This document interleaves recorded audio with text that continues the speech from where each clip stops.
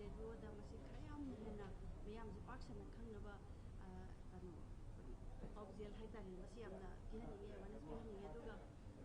ꯌꯥꯝ ꯅꯨꯡꯉꯥꯏꯕ ꯑꯃꯅ ꯃꯥꯅ ꯁꯤꯒꯤ ꯐꯦꯁꯇꯤꯚꯦꯜꯁꯤꯗ ꯌꯦꯡꯕ ꯂꯥꯛꯄꯗ ꯃꯣꯏꯅ ꯑꯦꯟꯇ꯭ꯔꯤ ꯐꯤ ꯂꯧꯔꯣꯏ ꯄꯩꯁꯥ ꯀꯔꯤꯝ ꯐꯥꯎꯕ ꯂꯧꯗꯅ ꯌꯥꯅꯤꯒ ꯍꯥꯏꯈꯤꯕꯗꯣ ꯑꯗꯨꯁꯨ ꯌꯥꯝ ꯅꯨꯡꯉꯥꯏ ꯃꯅꯤꯄꯨꯔꯒꯤ ꯂꯩꯔꯤꯕ ꯂꯥꯏꯔꯤꯛ ꯍꯩꯕ ꯍꯩꯇꯕ ꯃꯧ ꯅꯍꯥ ꯁꯨꯝ ꯁꯤꯅꯦꯃꯥꯗ ꯉꯥꯎꯖꯕ ꯃꯌꯥꯝ ꯂꯩꯗꯅ ꯑꯗꯨꯒ ꯑꯩꯈꯣꯏ ꯌꯥꯝꯅ ꯄꯩꯁꯥ ꯅꯨꯡꯁꯥ ꯇꯤꯡꯕꯁꯨ ꯅꯠꯇ꯭ꯔꯕꯅꯤꯅ ꯈꯔ ꯍꯦꯟꯅ ꯂꯥꯛꯀꯅꯤꯅꯁꯨ ꯈꯜꯂꯤ ꯑꯗꯣ ꯑꯩꯅꯁꯨ ꯀꯩꯒꯨꯝꯕ ꯌꯦꯡꯕꯤꯔꯒꯗꯤ ꯑꯩꯈꯣꯏꯅ ꯉꯥꯡꯉꯤꯁꯤ ꯇꯥꯕꯤꯔꯒꯗꯤ ꯃꯅꯤꯄꯨꯔꯗ ꯂꯩꯔꯤꯕ ꯃꯌꯥꯝꯅ ꯁꯤꯅꯦꯃꯥꯕꯨ ꯅꯨꯡꯁꯤꯕꯤꯔꯒꯗꯤ ꯃꯁꯤ ꯐꯤꯂꯝ ꯏꯟꯇꯔꯅꯦꯁꯅꯦꯜ ꯐꯤꯂꯝ ꯐꯦꯁꯇꯤꯚꯦꯜ ꯍꯧꯖꯤꯛ ꯄꯥꯡꯊꯣꯛꯏꯁꯦ ꯃꯅꯤꯄꯨꯔ ꯁꯤꯅꯦꯃꯥꯕꯨ ꯊꯧꯒꯠꯄꯤꯕ ꯄꯨꯛꯅꯤꯡ ꯊꯧꯒꯠꯄꯤꯕ ꯃꯅꯤꯄꯨꯔ ꯁꯤꯅꯦꯃꯥꯕꯨ ꯆꯥꯎꯈꯠꯍꯟꯅꯕ ꯍꯣꯠꯅꯕꯗ ꯁꯔꯨꯛ ꯌꯥꯕꯤꯕ ꯑꯣꯏꯅ ꯁꯣꯏꯗꯅ ꯐꯤꯂꯝ ꯐꯦꯁꯇꯤꯚꯦꯜꯁꯦ ꯅꯨꯃꯤꯠ ꯈꯨꯗꯤꯡ ꯌꯦꯡꯕ ꯂꯥꯛꯄꯤꯌꯣꯅ ꯑꯩ ꯁꯨꯃꯥꯏꯅ ꯍꯥꯏꯖꯅꯤꯡꯉꯤ ꯃꯃꯥ ꯃꯊꯪꯗ ꯑꯩꯅ ꯍꯪꯖꯅꯤꯡꯕꯁꯦ ꯍꯥꯏꯗꯤ ꯐꯦꯁꯇꯤꯚꯦꯜꯁꯦ ꯑꯩꯈꯣꯏ ꯏꯟꯇꯔꯅꯦꯁꯅꯦꯜꯒꯤ ꯊꯥꯛꯇ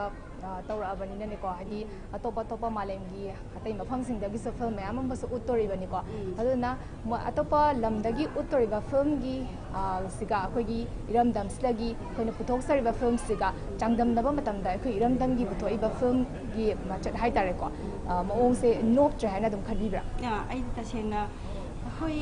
ꯆꯥꯝꯃ ꯄꯨꯊꯣꯛꯄꯗ ꯆꯥꯝꯃꯗꯨꯃꯛ ꯐꯖꯅ ꯍꯥꯏꯅꯤꯡꯉꯥꯏꯗꯤ ꯂꯩꯇꯦꯀꯣ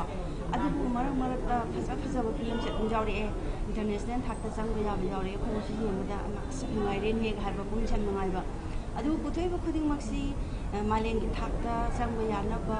ꯃꯣꯏꯒꯤ ꯀꯝꯄꯤꯇꯤꯁꯟ ꯇꯧꯕ ꯌꯥꯅꯕ ꯋꯥꯈꯜꯂꯣꯟꯗꯕꯨꯗꯤ ꯂꯣꯏꯅꯃꯛ ꯄꯨꯊꯣꯛꯆꯔꯛꯄꯅꯤꯀꯣ ꯑꯁꯨꯛꯀꯤ ꯃꯇꯤꯛ ꯑꯩꯒꯤꯁꯤꯅ ꯐꯖꯍꯜꯂꯒꯦ ꯍꯥꯏꯅ ꯈꯜꯂꯒꯗꯤ ꯄꯨꯊꯣꯔꯛꯄ ꯉꯥꯛꯇꯅꯤ ꯑꯗꯨꯕꯨ ꯑꯩꯈꯣꯏ ꯃꯅꯤꯄꯨꯔꯒꯤꯗꯤ ꯐꯤꯂꯝꯒꯤ ꯃꯇꯥꯡꯁꯤꯗꯗꯤ ꯑꯇꯩ ꯂꯝꯒ ꯍꯥꯏꯅꯔꯨꯔꯒꯗꯤ ꯈꯔ ꯆꯥꯎꯈꯠꯆꯗ꯭ꯔꯤꯕ ꯍꯥꯏꯕꯗꯤ ꯊꯦꯡꯅ ꯍꯧꯔꯛꯄꯅꯤꯗꯅꯀꯣ ꯃꯤꯒꯤꯅ ꯌꯥꯝꯅ ꯈꯨꯃꯥꯡ ꯌꯥꯡꯁꯪꯅ ꯃꯥꯡ ꯊꯥꯅ ꯆꯠꯈ꯭ꯔꯕꯅꯤꯅ ꯃꯗꯨꯒꯤ ꯑꯍꯦꯟꯕꯕꯨꯗꯤ ꯑꯗꯨꯝ ꯂꯥꯛꯆꯕ ꯑꯗꯨꯒꯁꯨ ꯑꯩꯈꯣꯏꯒꯤ ꯈꯔ ꯑꯩꯈꯣꯏꯒꯤꯗꯤ ꯃꯅꯤꯄꯨꯔꯁꯤ ꯆꯥꯎꯈꯠꯇꯕ ꯁ꯭ꯇꯦꯠ ꯍꯥꯏꯇꯥꯔꯦ ꯏꯁꯝ ꯁꯝꯅꯀꯣ ꯑꯗꯨꯅ ꯁꯤꯅꯦꯃꯥꯁꯦ ꯃꯤꯒꯤꯗꯤ ꯆꯍꯤ ꯆꯥ ꯁꯨꯈ꯭ꯔꯕꯅꯤ ꯑꯩꯈꯣꯏꯒꯤꯅ ꯆꯍꯤ 50 ꯁꯨꯍꯜꯂꯛꯏꯕꯅꯤ ꯑꯗꯨꯒ ꯁꯤꯐꯥꯎꯒꯤ ꯊꯥꯛꯁꯤꯗꯗꯤ ꯍꯧꯖꯤꯛꯁꯦ ꯌꯥꯝ ꯐꯖꯕ ꯃꯥꯂꯦꯝꯒꯤ ꯊꯥꯛꯇ ꯄꯨꯊꯣꯛꯄ ꯌꯥꯕ ꯐꯤꯂꯝꯁꯦ ꯑꯗꯨꯝ ꯌꯥꯎꯔꯛꯑꯦ ꯍꯥꯏꯅ ꯈꯜꯂꯤ ꯑꯗꯣ ꯍꯦꯟꯅꯁꯨ ꯄꯨꯊꯣꯔꯛꯈꯤꯒꯦꯅ ꯈꯜꯂꯤ ꯃꯁꯤꯗ ꯌꯥꯝ ꯅꯨꯡꯉꯥꯏꯖꯕ ꯑꯃꯁꯨ ꯐꯥꯎꯏ ꯌꯥꯝ ꯅꯨꯡꯉꯥꯏꯖꯔꯦ ꯃꯃꯥꯒ ꯉꯥꯛꯇꯪ ꯎꯅꯖꯔꯒ ꯋꯥꯔꯤ ꯋꯥꯇꯥꯏ ꯁꯥꯕꯒꯤ ꯇꯟꯖꯥ ꯉꯥꯛꯇꯪ ꯄꯤꯕꯤꯕꯁꯦ ꯃꯃꯥꯕꯨꯁꯨ ꯍꯥꯏꯅꯤꯡꯉꯥꯏ ꯂꯩꯇꯅ ꯊꯥꯒꯠꯆꯔꯤ ꯃꯃꯤꯇꯤꯚꯤꯒꯤ ꯃꯥꯏꯀꯩꯗꯒꯤ ꯑꯗꯨꯒ ꯉꯁꯤ ꯎꯠꯀꯗꯧꯔꯤꯕ ꯐꯤल्मꯗꯨꯁꯨ ꯃꯃꯥ ꯐꯖꯅ ꯌꯦꯡꯕꯤꯔꯒ ꯑꯩꯈꯣꯏꯒꯤ ꯃꯇꯨꯡꯗꯁꯨ ꯑꯩꯈꯣꯏꯒꯤ ꯏꯔꯝꯗꯝꯒꯤ ꯐꯤल्मꯁꯤꯡꯁꯦ ꯍꯦꯟꯅ ꯆꯥꯎꯈꯠꯄ ꯑꯣꯏꯔꯁꯨꯅ ꯍꯥꯏꯕꯗꯨꯃ ꯃꯥꯒꯤ ꯃꯐꯝꯗ ꯍꯥꯏꯖꯔꯤ ꯌꯥꯝ ꯅꯨꯡꯉꯥꯏꯖꯔꯦ ꯃꯃꯥ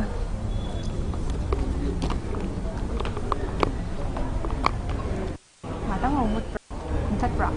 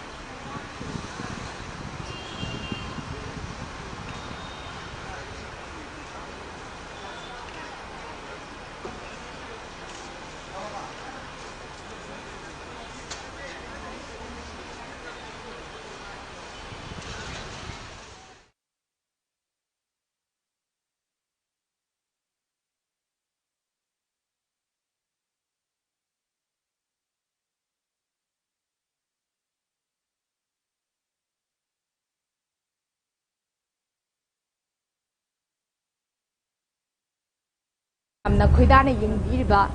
pabung enjoy bidiane pabung bahama botana mami tv ki maike dige taramna uchari Thank you. Welcome. pabung akoigi manipur film na smaina 50 years ka suraktana golden jubilee celebration chahi ama chna pangthore ko pangthorok pasida ngasi dagi horaga akoigi Imphal International Film Festival gi thakta smaina festival amaga pangthorok pasa pabung gi thamoida manipuri macha moina artpu pamjaba ama oina kai thobi I could get a my jabba. I need when the thousand of Patam Sri of Pava, Hangumani, at the Manipuri film now. So he young Hagas looked and I couldn't machine over the Tawsh, Uncle Panaway. Over the world, Queen of Jerubama Party, the one the film, Gawada International Film Festival, Kalamiam, but I couldn't tell which now I am now. Canope Akomiamchi, Kucham, the Dabadon Ubaita, Nashimakta in view. Film की live सिंसी presenting में हमसी लोई school में बलाओ है कोई तुम हाइना रबनी मशे अदना कोई में हमसी बुलाप सामने दना गराम हांड के कोई कईनो इन मन कईनो नंग मन कईनो कुछ सामने का सीओ न पुखला पाइसी भी अतोपा कंट्री की अतोपा स्टेट टीम मंगा याम नुसन मन याम नुआई जे कोई दी मशे कोई ऑस्कर बक फंगदर का शो है कोई ना तुमान बा बॉलीवुड की कनो संग बक फंगदर का शो है कोई चले बक हम थी भाई तारे असी सिर तौरीबा डेकोरेशन मई नुंगी करी मसी मणिपुर कई तौरीगे ओनली फिल्म फेटर्निटी नतबदा फिल्म की सामनदब कांगुनसो अखोय कईदौरीगे मई म्याम से कईदौरीनो डेकोरेशन म्याम से कईदौरीनो समना है रिपब्लिक डे की तौरी 15 अगस्त की तौरी समाइना होल इंटर इम्फाल मनुंग से खांगा पांगा पांदा कईदा फूड स्टॉल हांग याम तौवे मीगिदा सोना सिटी अखोय सिटी कन्वेंशन ममांगदगिना इन हाजो हाजबनी Govindji temple boxy food stall मैं हांगना तोान कल्चरल प्रोग्राम अखोई है आंग फंग धूमधाम तौगदबनी हूँ अहम मखाई है लाओई अखोई ngambri अखोई असुक नुगाग्रब अखोई पाक फंगरोदब थबामने अखोई फिल्म सही यांखई सुरपसे अखोई याम चौथोचनगाई यंग लाउना मपान मऊ फना हौगलाइनेब मसिदा अखोई म्याम साब मानना खुद समनदना कनागी एक्टर एक्ट्रेस फिल्म की सिनेमाटोग्राफर करी करा मेकअप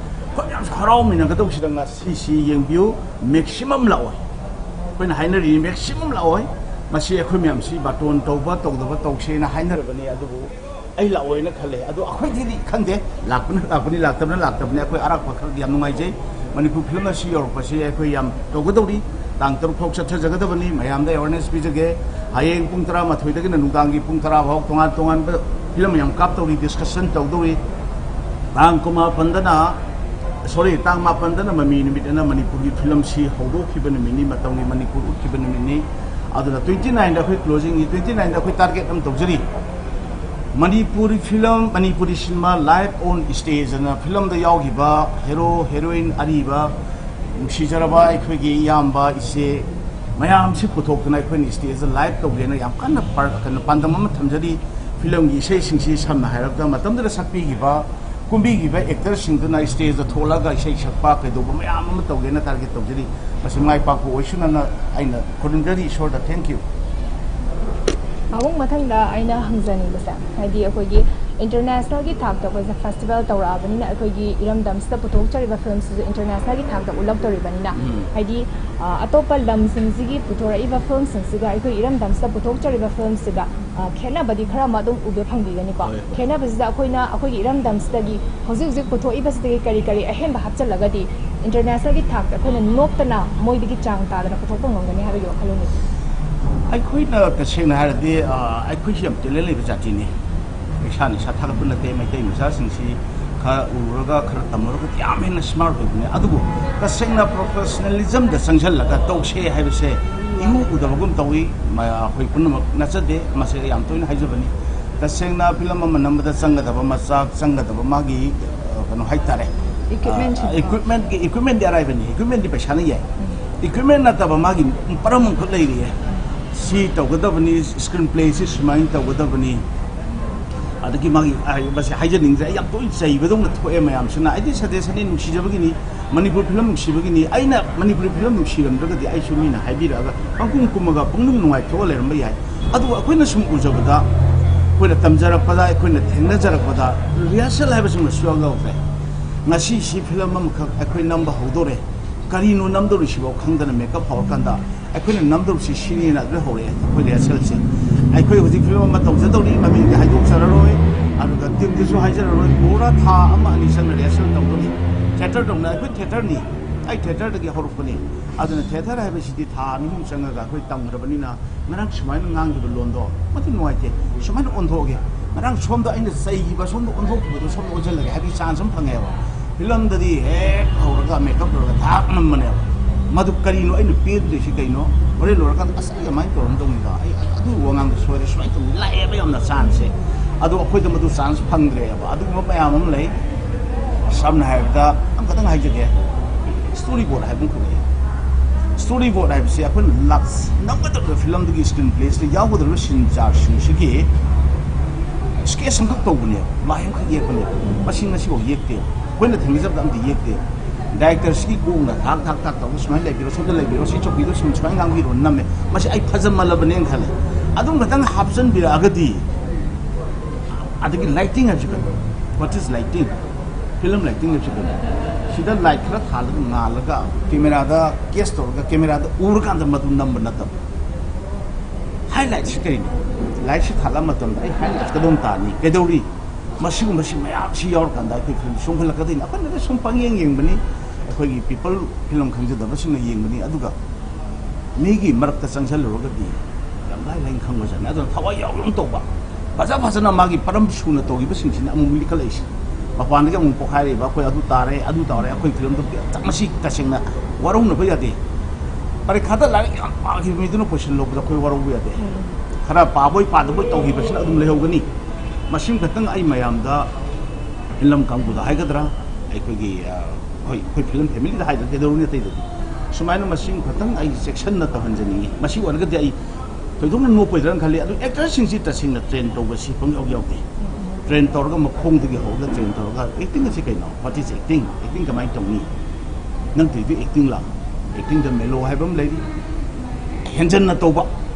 हेंजन नुआइनब तौब अगर नोपमरे हेम मिंगोदी नुआइब अदो अगर सारी पार्टुगा चंगीब अगर नमीब फॉर्मेट फिल्म से चानब्रा अगर तौरी एक्टिंग से माई फॉर्मेट अमख लेनेब सपोज से अगर थोंगी कांगसोने कांगसोई थोंग तारे कांगसोई थोंगद मरु Marang हापचलगा nga thong manaba tori yaroi nga thong ki magi kari changi maru marang kari kara magi masala nusla madu hapa kanda matang chana padigom hapa ka thangdaraga madu chasengna nga thong bagi mahaudu phangdori ne ba aina thongi di kangsoi ne ba thau tang ding ngau ba adu madu nga thong dam mahau to honge kain to sa theloi ne ba adu aina to si kari ko theater da musmain tam ai to ri ko si kari no aina than sanari ba theater form ne si kari no madu ta sungi ba tai अदु नतना आइना sketch हम तौर मधु colour याउतीनी फजदीन हाबी यारो आई तो not only sketch ने मधु painting नतेबा अरमा आई drawing ला painting ला sketch ला हाइबदु खंगगा आई film sanction लगा दिमा से सक्सेस होगा खंजे यामेना आई हपा सारंग अंगु नचके थवा यौमन बदगी कोहेंजन बदगी हाइजबन आइना से लिसनर सिंगना ताबिरिबे सिंगना मायाम खंगरेदा सिनि पास यांग आंगरेदा हाइगदे ने खुदी इते मिसादि मा हाइजि सुमे से यंगना दंगी मैथेगी कनानोना हारप मागी मिनिट येंबिरो डिमिनिट हांगे कनेबा माना ngangi असोयमान थिबिरो कनेबा अदो मयामना थिबिरो तो आई दा हाइबम थोपनी थवा यावसाबनी सबना आई हाइ हाइबे नते आई लोइन खंगे हाइबे नते आइना हाइबी थवा यावबा हाइबसिदी आई तानगे हाइबनी आई हाइतबि याइको अदो मणिपुरी फिल्म दा हुजि थवा यावबदी आई मोदे हेन लाइटेना इन खल्ला माइ कुमनिंगे होजि अहिंग नमसिरा हजिक्ति नंबर नोंगान बुंग नमचिर आई कंप्लेन केम तौदन फिल्म दु सक्सेस ओरेदि नंगदब मी मो ओय निंगदमदा इंग्रब मतमदा कंगला पक्ति सोंगदरब नंग असिन इरोय बियो फिल्म सि मान न तकति बदो आई तौजगेबा मैक्सिमम अखोइना सुम थेंगदजब अंगांग सिंसु पुंग निपाम पापन का यारे हयेंग नमसे आई नोंग सिदि लुम पिरग तो सिंग सि हाइबन अयाम ओयेबा आई खोगिना नमिंगाइदा मुट लेंगदे नमहोगदिनेबा अखोइना पामजदिदि सी खतन थमजगे आई याम नुंगाइ सरे पाबुंगा थेंगनारागा सुमाइना वारि सनाबा फंगबसे अखोइगी ओनसु याम लाइबक फबने अदुदुगा पाबुंगनसु पिबिरिबा सजेशन सिंगजे फिल्म गी लाइन दबु ओरो आर्टि लमदा लेरिबा सिंगसिनसु तासन बिरगा हेदे हेदे चाखोटपाम ओरसुन हाइबा वफमदुमा थमजरिबा थैंक यू याम नुंगाइ सरे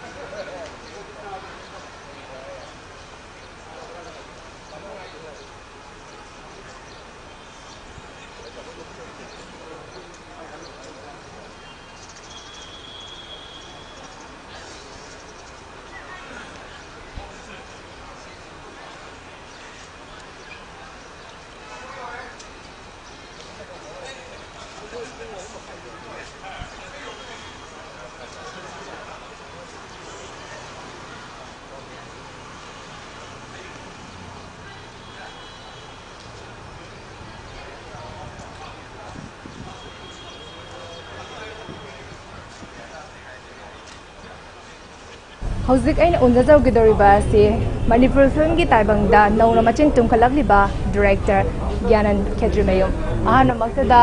sarabu ikai khumdabo chariba BTV gi bakai dagi taramna sok chari aina hangjani base haidi Manipur film naga ai 50 years suraga smaina chahi aba chuna golden jubilee celebration ji pangthore ko ada sigi manung channa khogi international film festival gantak tegi pangthokpa horokpase sada kai phaubi as a film gi line da art pu pamjaruba ama oina ꯑꯩꯒꯤꯗꯤ ꯉꯁꯤ ꯂꯥꯛꯄꯁꯤ ꯑꯍꯥꯟꯕ ꯑꯩꯒꯤꯁꯨ first ꯇꯥꯏꯝꯅꯤ ꯃꯃꯥꯡꯗ ꯍꯥꯟꯅ ꯑꯩꯈꯣꯏꯅ junior ꯑꯣꯏꯅ ꯂꯩꯕꯅꯤꯅ ꯂꯥꯛꯄꯒꯤ ꯑꯗꯨꯝ ꯏꯟꯚꯥꯏꯠꯀꯨꯝꯕꯗꯤ ꯑꯗꯨꯝ ꯐꯪꯉꯦ ꯑꯗꯨꯁꯨ ꯌꯥꯝ ꯍꯦꯟꯅ ꯊꯝꯖꯤꯟꯗꯕ ꯍꯥꯏꯗꯤ ꯐꯤꯜꯗꯨꯗ ꯆꯪꯗꯕꯒꯤꯀꯣ ꯑꯗꯨꯕꯨ ꯑꯩꯈꯣꯏꯅ ꯍꯧꯖꯤꯛ ꯈꯤꯇꯪ ꯍꯥꯏꯗꯤ ꯗꯤꯔꯦꯛꯁꯟ ꯄꯤꯕ ꯍꯧꯔꯛꯄꯒꯤ ꯍꯥꯏꯗꯤ ꯍꯥꯟꯅ ꯂꯩꯔꯝꯕ ꯁꯦꯅꯤꯌꯔꯁꯤꯡꯒ ꯑꯍꯟꯁꯤꯡꯒ ꯊꯦꯡꯅꯀꯥꯟꯗ ꯑꯩꯈꯣꯏꯗ ꯅꯨꯡꯉꯥꯏꯕ ꯐꯥꯎꯔꯛꯄꯒꯤ ꯇꯥꯏꯃꯤꯡ ꯑꯃ ꯑꯗꯨꯝ ꯍꯥꯏꯗꯤ ꯐꯤꯜ ꯇꯧꯋꯤ ꯏꯁꯥꯗ ꯑꯗꯣ ꯁꯤꯒꯨꯝꯕ ꯇꯥꯏꯃꯤꯡꯁꯤꯗ ꯉꯁꯥꯏ ꯑꯩꯈꯣꯏꯒꯤ ꯀꯣꯚꯤꯗꯀꯤ ꯄꯦꯟꯗꯦꯃꯤꯛꯀꯤ ꯑꯃꯨꯛ 2 yearsꯀꯨꯝꯕ ꯑꯩꯈꯣꯏꯁꯦ ꯀꯩꯝ ꯌꯥꯗꯅ ꯂꯩꯔꯨꯔꯒ ꯑꯩꯈꯣꯏꯁꯦ ꯃꯥꯏꯟꯁꯦ ꯀꯩꯅꯣꯝ ꯂꯩꯔꯨꯔꯦ ꯑꯗꯨꯒ ꯍꯧꯖꯤꯛ ꯅꯧꯅ ꯑꯃꯨꯛ ꯁꯨꯃꯥꯏꯅ ꯍꯥꯏꯗꯤ ꯈꯤꯇꯪ ꯀꯣꯝꯊꯣꯛꯂꯛꯄ ꯑꯗꯒꯤ ꯀꯩꯅꯣ ꯐꯤꯂꯝꯒꯤ ꯀꯩꯒꯤ ꯈꯤꯇꯪ ꯍꯣꯞ ꯎꯔꯛꯄꯒꯤ ꯇꯥꯏꯃꯤꯡꯁꯤꯗ ꯑꯃꯨꯛ ꯁꯨꯃꯥꯏꯅ ꯍꯥꯏꯗꯤ ꯑꯩꯈꯣꯏꯒꯤ 50 years ꯁꯨꯔꯛꯄꯒꯤ ꯀꯩꯅꯣ ꯐꯦꯁꯇꯤꯚꯦꯜ ꯂꯥꯛꯄ ꯁꯨꯃꯥꯏꯅ ꯏꯟꯇꯔꯅꯦꯁꯅꯦꯜꯒꯤ ꯀꯩꯅꯣꯃꯨꯛ ꯂꯥꯛꯄꯁꯤ ꯑꯩꯈꯣꯏꯒꯤꯗꯤ ꯌꯥꯝꯅ ꯀꯩ ꯍꯥꯏꯅꯤ ꯑꯆꯧꯕ ꯑꯣꯄꯣꯔꯆꯨꯅꯤꯇꯤ ꯑꯃ ꯅꯠꯇ꯭ꯔꯒ ꯑꯩꯈꯣꯏꯗ ꯅ꯭ꯌꯨ ꯑꯦꯛꯁꯄꯤꯔꯤꯌꯦꯟꯁ ꯑꯃ ꯂꯥꯛꯀꯅꯤ ꯅꯠꯇ꯭ꯔꯒ ꯍꯣꯞ ꯑꯃ ꯎꯕꯒꯤ ꯈꯪꯗꯦ ꯏꯁꯥꯗ ꯌꯥꯝꯅ ꯀꯩ ꯍꯥꯏꯅꯤ ꯐꯥꯔꯁ ꯇꯥꯏꯝ ꯑꯣꯏꯁꯨ ꯑꯣꯏꯔꯦ ꯑꯦꯛꯁꯥꯏꯇꯦड ꯌꯥꯝ ꯑꯣꯏ ꯑꯗꯨꯒ ꯀꯩ ꯍꯥꯏꯅꯤ ꯇꯨꯡꯗ ꯍꯧꯒꯠꯂꯛꯏꯕ ꯑꯩꯈꯣꯏꯁꯤꯡꯒꯤ ꯇꯣꯉꯥꯟꯕ ꯍꯣꯞ ꯑꯃꯁꯨ ꯎꯕ ꯐꯪꯕꯗꯣ ꯑꯗꯨꯒꯤ ꯌꯥꯝ ꯅꯨꯡꯉꯥꯏ ꯌꯥꯝ ꯅꯨꯡꯉꯥꯏꯖꯔꯦ ꯑꯗꯨꯒ ꯑꯩꯅ ꯃꯊꯪꯗ ꯑꯃꯨꯛ ꯍꯪꯖꯅꯤꯡꯕꯁꯦ ꯑꯩꯈꯣꯏꯒꯤ ꯍꯥꯏꯗꯤ ꯐꯤꯜꯝ ꯐꯦꯁꯇꯤꯚꯦꯜꯁꯦ ꯏꯟꯇꯔꯅꯦꯁꯅꯦꯜꯒꯤ ꯊꯥꯛꯇ ꯇꯧꯔꯛꯑꯕꯅꯤꯅ ꯑꯩꯈꯣꯏꯒꯤ ꯏꯔꯝꯗꯝꯁꯤꯗ ꯄꯨꯊꯣꯛꯆꯔꯤꯕ ꯐꯤꯜꯝꯁꯤꯁꯨ ꯏꯟꯇꯔꯅꯦꯁꯅꯦꯜꯒꯤ ꯊꯥꯛꯇ ꯎꯠꯂꯛꯀꯗꯧꯔꯤꯅꯤꯀꯣ ꯑꯗꯣ ꯁꯤꯒꯤ ꯎꯠꯂꯛꯄ ꯃꯇꯝꯁꯤꯗ ꯑꯇꯣꯞꯄ ꯃꯥꯂꯦꯝꯒꯤ ꯃꯐꯝ ꯃꯌꯥꯝꯗꯒꯤꯁꯨ ꯄꯨꯊꯣꯔꯛꯄ ꯐꯤल्मꯁꯤꯡꯁꯦ ꯎꯠꯇꯣꯔꯤꯅꯤꯀꯣ ꯃꯣꯏ ꯃꯌꯥꯝꯁꯤꯒ ꯑꯩꯈꯣꯏꯒꯤ ꯏꯔꯝꯗꯝꯁꯤꯗ ꯄꯨꯊꯣꯛꯏꯕ ꯐꯤल्मꯁꯤꯡꯁꯤꯒ ꯆꯥꯡꯗꯝꯅꯕ ꯃꯇꯝꯗ ꯀꯔꯤ ꯍꯦꯟꯅ ꯍꯥꯞꯆꯤꯜꯂꯒꯗꯤ ꯀꯔꯝꯕ ꯃꯄꯥꯗꯅ ꯍꯦꯟꯅ ꯍꯥꯞꯆꯤꯜꯂꯒꯗꯤ ꯅꯣꯞꯄꯣꯏ ꯅꯠꯇ꯭ꯔꯒ ꯍꯥꯏꯗꯤ ꯃꯣꯏꯒ ꯆꯥꯡꯗꯝꯅꯕꯗ ꯑꯩꯈꯣꯏꯁꯦ ꯆꯥꯡ ꯇꯥꯔꯔꯣꯏ ꯍꯥꯏꯕꯒꯤ ꯋꯥꯈꯜꯂꯣꯟ ꯂꯩ ꯍꯧꯖꯤꯛ ꯐꯥꯎꯕꯒꯤ ꯑꯣꯏꯅꯗꯤ ꯌꯥꯅꯤ ꯑꯩꯒꯤ ꯋꯥꯈꯜꯂꯣꯟ ꯑꯗꯨꯝ ꯐꯣꯡꯗꯣꯛꯆꯒꯦ ꯍꯥꯏꯕꯗꯤ ꯍꯧꯖꯤꯛ ꯍꯧꯖꯤꯛ ꯐꯦꯁꯇꯤꯚꯦꯜꯁꯤꯗ ꯀꯥꯞꯇꯧꯔꯤꯕ ꯐꯤꯂꯝ ꯑꯩꯈꯣꯏꯒꯤ ꯁꯦꯅꯤꯌꯔꯁꯤꯡ ꯐꯣꯔ ꯑꯦꯛꯖꯥꯝꯄꯜ ꯐꯤꯂꯝ ꯃꯦꯀꯔꯗ ꯍꯥꯟꯅ ꯃꯌꯥꯝꯅ ꯈꯪꯖ ꯔꯣꯃꯤꯀꯣ ꯑꯗꯩ ꯑꯇꯣꯞꯄ ꯐꯤꯂꯝ ꯃꯦꯀꯔ ꯑꯍꯟ ꯁꯦꯅꯤꯌꯔꯁ ꯃꯌꯥꯝ ꯌꯥꯎꯔꯤ ꯃꯣꯏꯒꯤ ꯍꯧꯖꯤꯛ ꯍꯥꯏꯗꯤ ꯎꯠꯀꯗꯧꯔꯤꯕ ꯐꯤꯂꯝ ꯑꯗꯣ ꯑꯩꯈꯣꯏꯁꯨ ꯌꯦꯡꯗꯣꯏꯅꯤ ꯑꯗꯨꯒ ꯉꯁꯥꯏ ꯐꯦꯁꯇꯤꯚꯦꯜꯁꯤꯗ ꯌꯥꯎꯕ ꯍꯥꯏꯁꯦ ꯑꯗꯨꯝ ꯑꯩꯈꯣꯏꯁꯤ ꯆꯣꯞꯇ꯭ꯔꯕꯅꯤ ꯑꯗꯨꯝ ꯅꯣꯞꯇ꯭ꯔꯕꯅꯤ ꯍꯥꯏꯕꯒꯤ ꯑꯗꯨꯝ ꯊꯥꯖꯕ ꯂꯩ ꯑꯗꯨꯒ ꯌꯥꯝ ꯍꯦꯟꯅ ꯑꯩꯈꯣꯏꯅ ꯃꯁꯤꯗ ꯍꯥꯏꯗꯤ ꯁꯖꯦꯁ ꯇꯧꯅꯕ ꯑꯗꯒꯤ ꯀꯩꯅꯣ ꯇꯧꯅꯕꯒꯤꯗꯤ ꯌꯥꯝ ꯑꯩꯒꯤ ꯑꯣꯏꯅꯗꯤ ꯂꯩꯇꯦ ꯕꯠ ꯑꯗꯨ ꯑꯦꯖ ꯍꯥꯏꯗꯤ ꯑꯅꯧꯕ ꯐꯤꯂꯝ ꯃꯦꯀꯔ ꯑꯃ ꯑꯣꯏꯅ ꯍꯥꯏꯇꯥꯔꯦ ꯑꯩꯒꯤ ꯑꯣꯏꯕ ꯃꯣꯠ ꯍꯥꯏꯌꯨ ꯍꯥꯏꯔꯒꯗꯤ ꯍꯧꯖꯤꯛ ꯑꯩꯈꯣꯏꯒꯤ ꯁꯦꯅꯤꯌꯔꯁꯤꯡꯅ ꯍꯥꯟꯅ ꯑꯩꯈꯣꯏꯒꯤ ꯏꯔꯝꯒꯤ ꯑꯣꯏꯕ ꯇ꯭ꯔꯦꯗꯤꯁꯟ ꯀꯜꯆꯔ ꯅꯠꯇ꯭ꯔꯒ ꯑꯩꯈꯣꯏꯒꯤ ꯍꯥꯏꯗꯤ ꯁꯣꯁꯥꯏꯇꯤꯗ ꯂꯩꯕ ꯔꯤꯌꯦꯂꯤꯇꯤ ꯑꯣꯏꯕ ꯑꯦꯟꯚꯥꯏꯔꯣꯟꯃꯦꯟ ꯃꯌꯥꯝ ꯎꯠꯄꯤꯗꯨꯅ ꯍꯧꯖꯤꯛ ꯑꯩꯈꯣꯏꯁꯦ ꯑꯞꯒ꯭ꯔꯦꯗ ꯇꯧꯔꯦ ꯃꯌꯥꯝꯗ ꯑꯗꯨꯝ ꯀ꯭ꯂꯥꯁ ꯇꯧ ꯂꯩꯔꯦ ꯑꯗꯣ ꯍꯧꯖꯤꯛꯁꯦ ꯑꯃꯨꯛ ꯑꯩꯒꯤ ꯑꯣꯏꯕ ꯃꯣꯠ ꯑꯃ ꯍꯥꯏꯖꯧ ꯍꯥꯏꯔꯒꯗꯤ ꯍꯧꯖꯤꯛ ꯍꯧꯖꯤꯛ ꯂꯩꯔꯤꯕ ꯁ꯭ꯇꯦꯖꯇ ꯂꯩꯔꯤꯕ ꯌꯨꯠꯁꯤꯡꯁꯤꯅ ꯍꯥꯏꯇꯥꯔꯦ ꯃꯣꯏꯅ ꯀꯔꯝꯍꯥꯏꯅ ꯄꯥꯝꯒꯅꯤ ꯃꯣꯏꯒꯤ ꯐꯤꯜꯗ ꯑꯩꯈꯣꯏꯅ ꯀꯃꯥꯏꯅ ꯑꯩꯈꯣꯏ ꯃꯅꯤꯄꯨꯔꯁꯤ ꯑꯃꯨꯛ ꯑꯇꯣꯞꯄ ꯁ꯭ꯇꯦꯠꯇ ꯑꯇꯣꯞꯄ ꯀꯟꯇ꯭ꯔꯤꯗ ꯍꯥꯎ ꯀꯃꯥꯏꯅ ꯀꯝꯄꯤꯠ ꯇꯧꯅꯕ ꯌꯥꯒꯦ ꯍꯥꯏꯕꯁꯤ ꯈꯤꯇꯪ ꯌꯦꯡꯁꯤꯟꯕꯤꯔꯒꯗꯤ ꯍꯦꯟꯅ ꯑꯃꯨꯛ ꯍꯥꯏꯗꯤ ꯍꯥꯟꯅ ꯂꯩꯔꯤꯕ ꯄꯣꯠꯇꯨꯗꯒꯤ ꯐꯒꯗ꯭ꯔꯥ ꯍꯥꯏꯕꯁꯦ ꯑꯩꯒꯤ ꯃꯣꯠꯇ ꯊꯝꯖꯒꯦ ꯌꯥꯝ ꯅꯨꯡꯉꯥꯏꯖꯔꯦ ꯑꯩꯈꯣꯏꯒꯤ ꯍꯥꯏꯗꯤ ꯅꯧꯅ ꯃꯆꯤꯟ ꯇꯝꯈꯠꯂꯛꯂꯤꯕ ꯑꯩꯈꯣꯏ ꯐꯤꯜꯝ ꯃꯦꯀꯔ ꯀꯣ ꯗꯥꯒ꯭ꯌꯥꯅꯟꯒ ꯎꯅꯕꯁꯨ ꯌꯥꯝ ꯅꯨꯡꯉꯥꯏꯖꯔꯦ ꯑꯗꯨꯒ ꯍꯦꯟꯅ ꯇꯨꯡꯗ ꯇꯧꯔꯨꯕ ꯊꯕꯛ ꯈꯨꯗꯤꯡꯃꯛꯇꯁꯨ ꯃꯥꯏ ꯄꯥꯛꯄ ꯑꯣꯏꯕꯤꯌꯨ ꯍꯥꯏꯅ ꯃꯃꯤ ꯇꯤꯚꯤꯒꯤ ꯁꯥꯏꯠꯇꯒꯤꯁꯨ ꯋꯤꯁ ꯄꯤꯖꯔꯤ ꯊꯦꯡꯛ ꯌꯨ ꯌꯥꯔꯦꯀꯣ ꯊꯦꯡꯛ ꯌꯨ ꯅꯨꯡꯉꯥꯏꯖꯔꯦ ꯀꯔꯤ ꯍꯥꯏꯅꯣ ꯈꯪꯗ꯭ꯔꯦ ꯑꯗꯨꯝ ꯌꯥꯕ ꯌꯥꯏ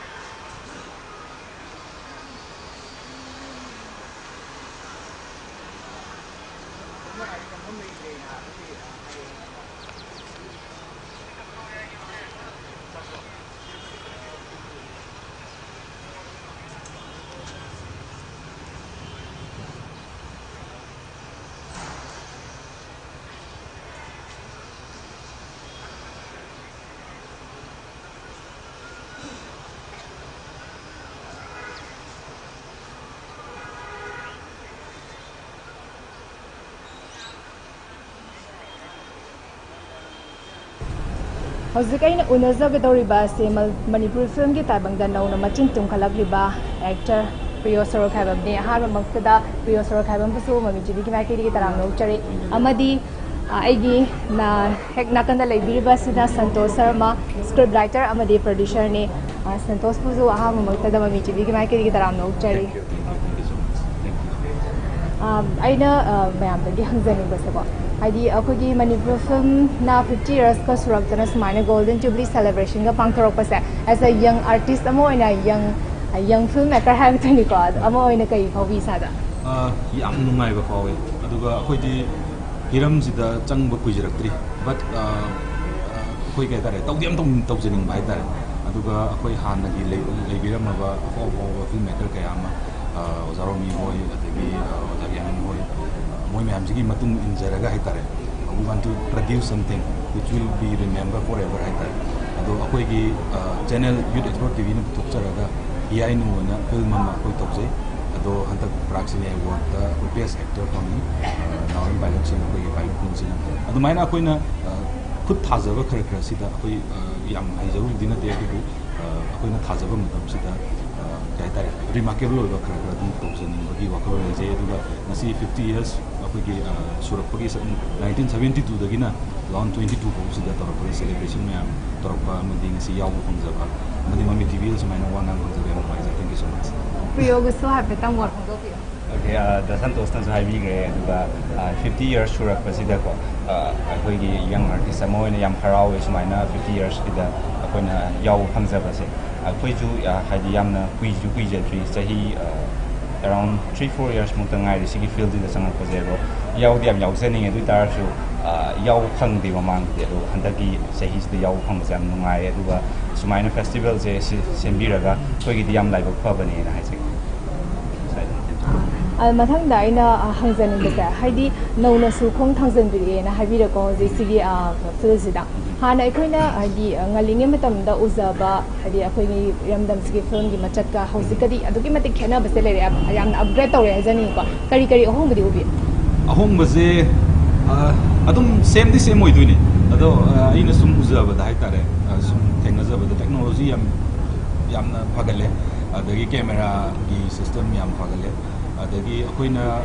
ꯁꯦꯝꯖꯕꯗ ꯍꯥꯏꯇꯥꯔꯦ ꯁꯦꯝꯖꯕꯗꯁꯨ ꯑꯩꯈꯣꯏꯅꯁꯨ ꯅꯨꯡꯉꯥꯏꯕ ꯗꯤꯖꯤꯇꯦꯜ ꯆꯪꯉꯛꯄꯁꯤꯅ ꯍꯥꯏꯇꯥꯔꯦ ꯑꯗꯨꯅ ꯍꯦꯟꯅ ꯅꯨꯡꯉꯥꯏꯕꯁꯨ ꯑꯣꯏꯕ ꯑꯗꯨꯒ ꯇꯁꯦꯡꯕꯗꯤ VFX ꯀꯔꯤ ꯀꯔꯥ ꯂꯥꯛꯏꯕ ꯃꯌꯥꯝ ꯍꯥꯏꯇꯥꯔꯦ ꯑꯩꯈꯣꯏꯒꯤ ꯐꯥꯔꯁꯠ ꯄ꯭ꯔꯗꯛꯁꯟ ꯇꯧꯈꯤꯕꯁꯤꯗꯁꯨ ꯑꯗꯨꯝ VFX ꯑꯗꯨꯝ ꯈꯔ ꯌꯥꯎꯖꯩ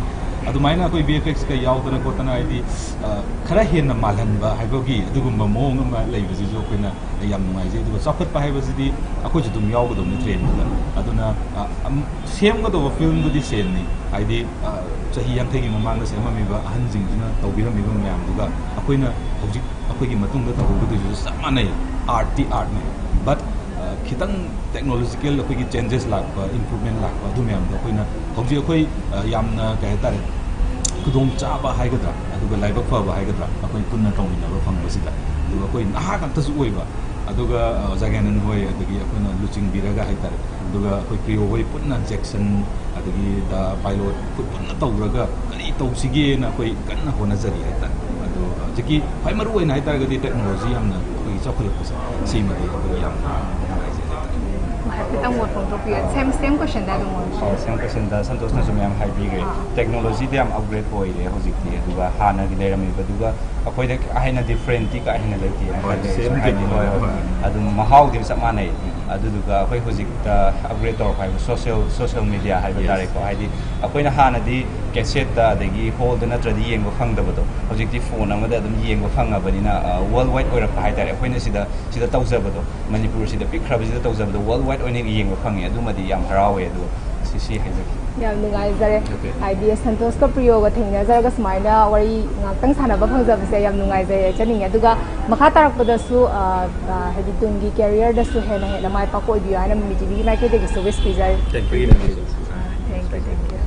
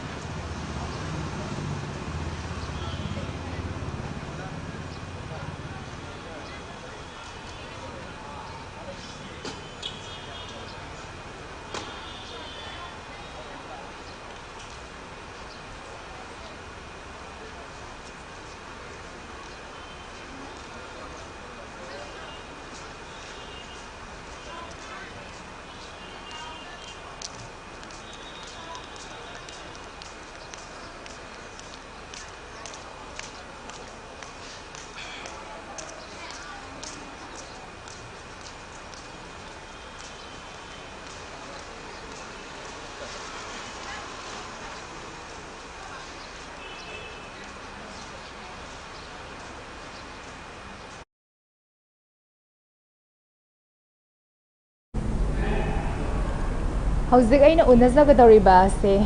Film Forum Manipuri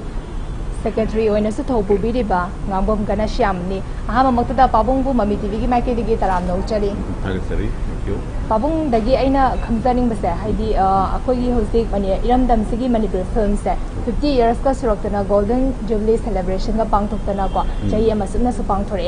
masai sida haidi pabung hoina ngalingai matam dagi hona zarai ba haidi iramdam sigi art to pamjaba musicians na hona zarai ba sinse sumane 50 years ka suroktana golden jubilee celebration pangthokpagi stage pabo yorok pase hoina honda zaruri ba khara do mai pae natraga mai pae habagi khanbibra Hoi, kanoni tasena pumna mak mai pai haibadi yadri hojik se koi mayai war ko stage haibadi apoi na sayang kai honara pasida nasi phawda koi film Manipura koi Manipuri film se amna ka hena sakot pa haibadi oidri tawda international film festival ka da sangmaya ba koi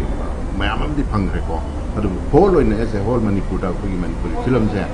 samsana da koi commercial film hai tare masi safana ba hona bada Tingari bawa bawa macam saya ngasih bawa loidri, ada bawa koi laksin apa di honori, ngam apa di honori, ada ngam kini ni kali ada ngasih 50 years, so pagi koi tahun pangkok tadi koi forum sinatra, semai tu na saya ikut ini koi sakut pai saya matang semula kini ni kali. Matang dah ina pabung dagi hangjaning besa haidi, aku ina hadi 50 years surai, ada hendak ngasih dagi hauda. Equally, Imphal International Film Festival of Bangkok Tanako. I did live and enough international Gitaka Film Festival to Bangkok Abanina, Malenga, they came upon since the Gisu, and the film Yamasu Utpalactor in the Moiga sang them Nova Matanda, I could is no Panava Hiden, I could is a film Seputo even ever. The happy comparison young Pomatanda, I could eat them Snaputo even film since that. Moiga Chang them Nova Matanda, no Trechang Tag, have a colony. Late the same like a same Magidin, I could the lady Manipur, you can also the lady, but talent since that. Yamtina fast toy or the Yamtina Wang. The water book with a climatic Sadaba competition have Simanto Kulai that depend on the Atang Makulai Mam equipment Mam Sang, the do when you put it in a tourist day, later, behind one of the Baduna Sigi stage or perhaps international tag the film, the word for film Mam Lake and Atra. High Bama saying Namak Pines at take a Sugina Deb, I could tell him to Never, Kulai and the Deva. At the Kulai do not support of Salagadi, I could end up from Magi Masakle, at the Yamu, Position Silva, Equi, Infal in the Silva, International Film Festival, live activity, Corona Gay, no labels in the net. Ton Bakuna, Barton Tozeru, Yaujaning Badu, Makoida, Matamanga over Mamle, Hybrid, Moina Sidela Matanda. The body quarantine don't recall. And even Matam the Moy quarantine, was my donna. Makogi Chin, Hamatam the Tami and a Mangugi, Aki believe the give film Kama, like the way out even the city. Like the unlocking Badu, open Madugi the Lak Regasu, internationally talked the award from the film Mayamadi and the key Tamanuse, Tankuna Panbo, never went Maruina Tankar was now international film festival. I tell you, I am Siorani, but in Matunga, Tankunapan Boje, and the April Tankunapan Boje, festivals, so going to Pantoka in MSFS. ꯑꯔꯣꯏꯕ ꯑꯣꯏꯅ ꯑꯩꯅ ꯄꯥꯕꯨꯡꯗ ꯍꯪꯖꯅꯤꯡꯕꯁꯦ ꯍꯥꯏꯗꯤ as a senior filmmaker ꯑꯃ ꯑꯣꯏꯅꯀꯣ ꯍꯥꯏꯗꯤ ꯍꯧꯒꯠꯂꯛꯏꯕ ꯅꯍꯥꯁꯤꯡ ꯍꯥꯏꯗꯤ ꯐꯤल्मꯒꯤ ꯂꯥꯏꯟꯁꯤꯗ ꯆꯪꯅꯤꯡꯕ ꯌꯨꯠ ꯃꯌꯥꯝ ꯑꯃ ꯂꯩꯔꯤꯀꯣ ꯁꯤꯗ ꯃꯣꯏꯗ ꯇꯧꯍꯟꯅꯤꯡꯕ ꯁꯖꯦꯁꯟꯒꯨꯝꯕ ꯍꯥꯏꯇꯥꯔꯦ ꯃꯣꯏꯅ ꯁꯤ ꯇꯧꯔꯛꯑꯒꯗꯤ ꯍꯦꯟꯅ ꯑꯩꯈꯣꯏꯒꯤ ꯃꯅꯤꯄꯨꯔ ꯐꯤल्mꯁꯦ ꯍꯦꯟꯅ ꯆꯥꯎꯈꯠꯄ ꯑꯣꯏꯔꯛꯀꯅꯤ ꯍꯥꯏꯕꯒꯤ ꯁꯖꯦꯁꯟꯒꯨꯝꯕ ꯄꯤꯕꯤꯅꯤꯡꯕ ꯂꯩꯔꯗꯤ ओके सजेशन इसान सन हाइबदा करिगुमा अखोना फिल्म द पामे हाइरगदि फिल्म दो तम्बम संग को अखोगी तमदना हेक्ता थोलागा अखोगी करि हाइनि मोबाइल दा यूट्यूब दा खर उरगा आइसु फिल्म तबो यारे कान थोलकपसे मासे अखोगी तमक्तबगी होनबि अखोगी फिल्म फजरो होय खै कांदा ngaki migi mato तम्बम फिल्म मरि nga पुरगा को इंगोंदे पुरगा मा मियामने येंगदा याबा फिल्म ओइबदि याय तबोदबु मनुंग दो डेप खमौद्रगदि मखोसे मखा तान सथबम मोइदे अदुना यारे मखै ꯑꯩꯅ ꯀꯔꯤꯒꯨꯝꯕ ꯊꯕꯛ ꯑꯃ ꯇꯧꯒꯦ ꯍꯥꯏ ꯇꯥꯔꯒꯗꯤ ꯑꯩ ꯇꯝꯕ ꯑꯃ ꯆꯪꯉꯤ ꯅꯠꯇ꯭ꯔꯥ ꯑꯩ ꯗꯣꯛꯇꯔ ꯑꯣꯏꯒꯦ ꯇꯥꯔꯒꯗꯤ ꯑꯩ ꯗꯣꯛꯇꯔ ꯇꯝꯕ ꯑꯃ ꯆꯪꯉꯤ ꯅꯠꯇ꯭ꯔꯥ ꯑꯩ ꯏꯟꯖꯤꯅꯤꯌꯔ ꯑꯣꯏꯒꯦ ꯍꯥꯏꯔꯒꯗꯤ ꯑꯩ ꯏꯟꯖꯤꯅꯤꯌꯔ ꯑꯣꯏꯕ ꯑꯃ ꯆꯪꯉꯤ ꯇꯝꯕ ꯑꯃ ꯆꯪꯉꯤ ꯁꯨꯃꯥꯏꯅ ꯇꯧꯅ ꯑꯩ ꯎꯀꯤꯜ ꯑꯣꯏꯅꯤꯡꯉꯒꯗꯤ ꯑꯩ ꯎꯀꯤꯜ ꯇꯝꯕ ꯑꯃ ꯆꯪꯉꯤ ꯁꯨꯃꯥꯏꯅ ꯐꯤꯂꯝꯁꯤꯁꯨ ꯍꯣꯕꯤ ꯑꯣꯏꯅ ꯆꯪꯕ ꯅꯠꯇꯕ ꯋꯤꯠ ꯏꯗꯨꯀꯦꯁꯟ ꯀꯣ ꯐꯤꯂꯝꯒꯤ ꯑꯣꯏꯕ ꯏꯗꯨꯀꯦꯁꯟ ꯃꯌꯥꯝ ꯑꯃ ꯂꯩꯔꯤ ꯀꯣ ꯍꯥꯏꯕ ꯃꯌꯥꯝꯁꯦ ꯏꯟꯁꯇꯤꯇ꯭ꯌꯨꯠ ꯍꯥꯡꯕ ꯃꯌꯥꯝ ꯂꯩꯔꯦ ꯒꯨꯋꯥꯍꯥꯇꯤꯗ ꯀꯜꯀꯇꯥꯗ ꯄꯨꯅꯦꯗ ꯃꯨꯝꯕꯥꯏꯗ ꯃꯌꯥꯝ ꯍꯥꯡꯉꯤ ꯑꯗꯨꯕꯨ ꯍꯥꯏꯔꯤꯕ ꯐꯤꯂꯝ ꯏꯟꯁꯇꯤꯇ꯭ꯌꯨꯠꯁꯤꯡꯁꯤꯗ ꯑꯩꯈꯣꯏ ꯇꯝꯕ ꯉꯝꯅꯅꯕ ꯍꯣꯠꯅꯕ ꯍꯥꯏꯇꯥꯔꯦ मेन ओइना पुनेदा लेरेबा FTII हाइसे को film and television institute of India हाइसे इंडिया की अवांग थाकी फिल्म इंस्टीट्यूट अमन हाइबा मफम से फिल्म तमनिंगे न मिम ने हेता चंगबो याबा नते इंटरव्यू रोदना मा एग्जामिनेशन थादना आईडी सपोज MBBS तमनिंग छात्र मा MBBS की मोय परीक्षा थादा नीट थादा इंजीनियरिंग की नीट थादा समाय तोदना फिल्म गिसु अदुगुंबा यामना थाक वांगना तंबा याबा मफम मयाम लई होनहनिंगी अदुगा हाइबा फिल्म तसेंगना नुसिबा तसेंगना पाम्बा लेरगदी हाइबा इंस्टीट्यूट फिल्म तंबा गमना होनबसे मसिना हो याम ताई अदुगा फिल्म द तंबा मतुंगददी मागी डिग्री मा पायरगा थोक मतंददी मा एक्सपीरियंस एक्सपर्टाइज करदी लेरने मरम दुदा नत्रा मदुगुमदुना फिल्म तौरा कांदने कोई फिल्म फजबा नमैसे इवन कोई हवन पवन हवंगी मागी माने पुथोरिबा फिल्म कुदिंग सिना इंटरनेशनल लेवल दा अवार्ड मूवी आता पुथोरे करिगिन हाइ तारगदी मा तम्मुदिने समाय तौदना तंबम संगी तमद्रगदी कोई तौनिंगिने हाइदना हॉबीने हाइदना को हेक्ता पाथो पुथोरपा यार नुमाइरोय मेकअप खर तौरमगा फिल्म डायरेक्शन ने तपिशल को फपनते को अदगी कैमरा को पायरमगा डायरेक्शन ने तो फॉलो फपनते मागी मरम दुदा तंबम संग हाइबा फिल्म इंस्टीट्यूट तंबेसे एक्टिंग तंबे यारे को कैमरा तंबे यारे एडिटिंग तंबे यारे लोना साउंड डिजाइनिंग तंबे यारे अदगी डायरेक्शन तंबे यारे को समाय तो मखल खुदिमक तंबम से इंस्टीट्यूट खर लेरी कोलकाता ले वा कोलकाता लेरी पुणे लेरी गुवाहाटी लेरी हाइबा मफम सिसे तंबा याम मथौ ताई अदन मरुइना अखोइना अखोइगी मणिपुरसु फिल्म इंस्टीट्यूट अमा लिंक कन होनरिसे होनरे अखोइगी केबिन अनदि पास तौर को हुजि लेरबनि अखोइगी मणिपुरगी training institute film training institute लेरबनि तौबदबु मथौ पांथोक्त्रि हाइतारे ओजा लेतना कना तापिगा तौरि नत्रा अदगी मागी फाउंगदब इक्विपमेंट्स खुलाई म्याम लेते खुलाई लेते कराइदा तमोनि अदो हाइबसे हजि ममांग तामदगी कैबिनेट ने पास होना है कनो लिंगरबनी आइना सरकार दा अमु अपील तौजनी मा हाइतारे इनों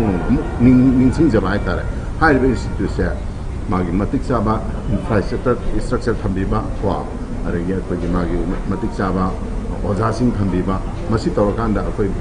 मिरम दा चलगा तंबगी मुहुता मणिपुर दा तंबा याबगी अयाबसे लेरगदी अखोगी मणिपुर फिल्म पामजरीबा मयाम से अमुक हेना चापक ngamgani हाइबगी थाजबा ले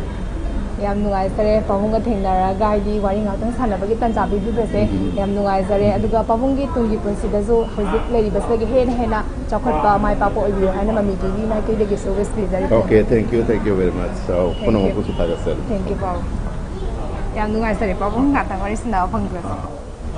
हाइदि को काइदे Pabu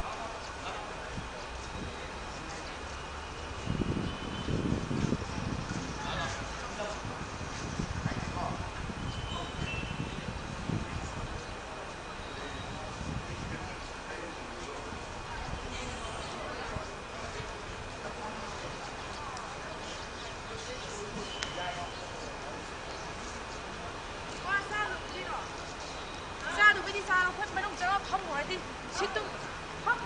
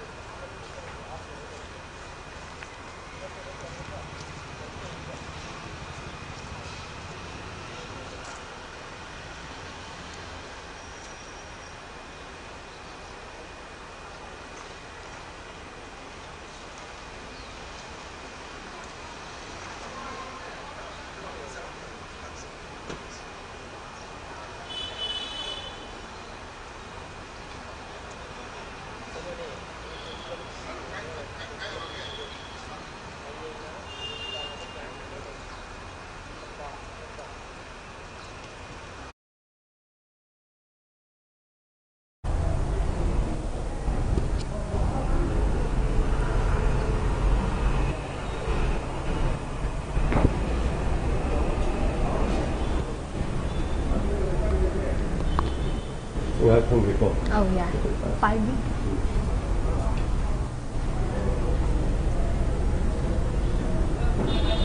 Howzig ay na unazagdoriba se Manipur film gi taibong da mayam ne thoidok hendok na sakhang naraba amadi saisakpa amo oina su mayam gi seba tawduna lakliba hamom sadananda ahan mamakta sarabu mami tv gi maike digi ka kom da bosari. Thank you very much. Thank you. Sir, the kina hangzaning base. Adi ko gi Manipur film naga smile 50 years ka suraga golden jubilee celebration ka samang sahi dagi ko chahi ama subna pangthok tuna lai ko. Smile ko ina iram dam sida ahan boy na hantak ta ko gi Imphal International Film Festival ga pangthok ko. International gi film festival ba ko Manipur na host or ga pangthok base. Isa gi thaboy da ajay art pu pam jaba art ki tabak ta chen chung jaru ba bi ab saka mo oina kai phobi. Masida topa phongdo ngai leite yam nungai. Masima ay hana kumjage duga International Film Festival ma host oiba haisi shuko yam namak natraga su khara khajik malim gi makum khuding makta mani hariba lamdam sida film gi thabak thorom je kamai na pang thoi khai se dum khara di yograni na ma pa yam nungai koi gi Imphal na mu film festival se dum ming da su dum lam sigi Imphal en se dum yawe na su Hava mawangda aduga Manipuri film se maigai chumna chatna bo khona bada sigumba se not only film festival ko mayamuma pangthok haningi haitare suggestion noina aduga film leiriba hogi mang mari leinaba authority singna su khara khajik inkalak liba artist singi agi utoka dore producer singi film singsi kamaina hena market ta mai papo henaba policy ne anama to ni adubu at least khara khara tawr sina ahan mistake khara step changjal lakani khalak kanda hena parakini kan hena parakini habagi asaso thambiri ko ada mathang da ina hangjaning basai di ahan boina pangthoi ba International Film Festival gi ahan banum bisda ahob banum bisda so aikoi gi Manipuri film hai tare ko aikoi gi yum hai ba film so ji kap toi ne ko ada haidi international gi thakta film festival sa tawra abanina atoba malengi Malengi mafam kya dagi puthorapa film sing su utoi ni ko ado utpa patamda ekoi gi iram dangi puthoiba film sing sida seasonary ba ekoi gi equipment sing hai tare ko aduga atopa lam dagi seasonary ba equipment sing siga ani sa sangdam na ko matamda ekoi gi jasu not tre ekoi je moi ga changdam na ba matamda haidi adum moi ga lamba ba yare habagi wakhal dum le ba equipment dikhra dum sothana di lei gani hai basi mai thamjage dubu matam si yam malem se kut khubak ta pairo matam ni ko karai da kari seasonary se loina khangna rabang aktani duga khara khajik film pamjaba singna film magi mating pangna bo hona badisu atop palam dagi su mayang pang nei adu ngasi kap ka tori bai ko yum se sida su ai marup romi gi direction khala ne aduga sida mana live sound se su mu yam upgrade tawraga number short film ne aduna su adugi so yam basu ai si festival sida nangna basu line ne aduga sound sigi quality aduga system se kamaina tawge du su yingning bai ta aduga ngasigi ahanba International Film Festival gi ahanba kap ka dawri ba khoi namni film no oi bisi su yam choktok sani ngai aroi boina ina sardai khangjaning base adi hogala iba young generation da film gi line da changing ba am hapse lai ko adu lepa laitana su sanga e moida as a senior artist amo oina karam ba suggestion ga di reading ai gi oina di hotna ba yaw na di kasu magi contribution lai ramadi ai film hit chat ki ba du da album da kai chat ki ba ko do bu khara ka ji hona ba gi mami di dum lai ramada bo ni si sing se ma di adu da kumam me adu da kundre adu du gil nat tabi da adu bu aina hygienic bade anova generation uje anova upcoming artist sing sigum maina part of film festival gumba film ga tawjari ba thabak tu gi mari leina ba seminar gumba program sing da di khara khajik participate tabani loina na expert sing ga wari sana ning bagi hangna na bagi tanna lo haningi toga hoi masagi inborn quality talent lei jabaduna amani tawodabu aduda oja sing da taksan biramadi hena aba oigani so I would like to suggest to all the upcoming artists sigumaina pangtokpa programs in that participate. Yam nungaizare sargo ngatang thingnaraga di wari watai sabagi tan japi bi bese yam nungaizare aduga aidi sargi tungi punsida su hojik lariba stage ta gi hena mai pa poi bi haina mami ji bi gi mai ke di su bes bizare. Thank you very much. Thank you. Thank you sir. Nungaizare.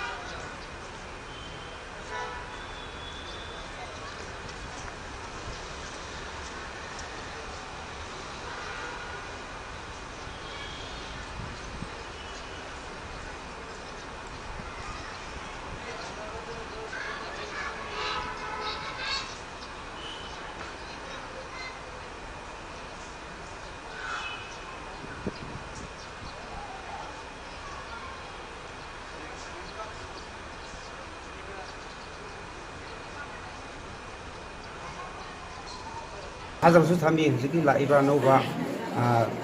ꯁꯔꯀꯥꯔ ꯑꯩꯈꯣꯏꯒꯤ ꯃꯤꯌꯥꯝꯒꯤ peoples ꯁꯤఎꯝ ꯍꯥꯏꯅ ꯈꯪꯅ ꯍꯦꯟꯅ honourable ꯑꯩꯈꯣꯏ ꯑꯍꯨꯝꯗꯒꯤꯁꯨ ꯑꯩꯈꯣꯏꯅ ꯊꯥꯖꯕ ꯈꯔ ꯃꯣꯏꯅꯁꯨ ꯑꯩꯈꯣꯏ ꯄꯥꯡꯒꯜ ꯏꯃꯥꯁꯤꯡꯁꯤꯒꯤꯗꯃꯛꯇ ꯂꯥꯛꯂꯤꯕ ꯑꯩꯈꯣꯏꯒꯤ ꯔꯝꯖꯥꯟ ꯊꯥꯁꯤꯒ ꯃꯔꯤ ꯂꯩꯅꯅꯁꯨ ꯀꯔꯤꯒꯨꯝꯕ ꯈꯔ ꯈꯨꯗꯣꯜ ꯈꯔ ꯇꯝꯒꯦ ꯍꯥꯏꯅ ꯍꯥꯏꯔꯛꯄꯒꯤ ꯑꯩꯈꯣꯏ ꯏ ꯄꯥꯎ ꯐꯥꯎꯅꯕꯁꯨ ꯂꯩꯔꯦ꯫